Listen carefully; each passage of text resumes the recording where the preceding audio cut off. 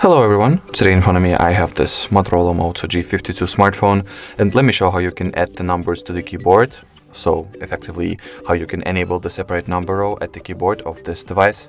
First of all, let me show how does the keyboard look without them. As you can see, there are just characters.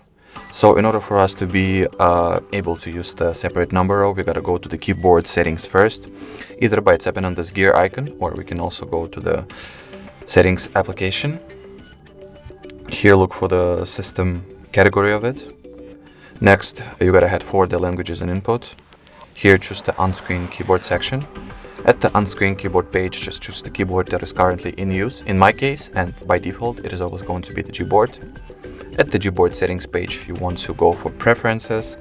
And here, basically, all that it's left to do is to turn on this number row switch. And as you will see now, we have successfully enabled the separate number row. Alrighty, so that was it for this video. Thank you so much for watching, and bye-bye.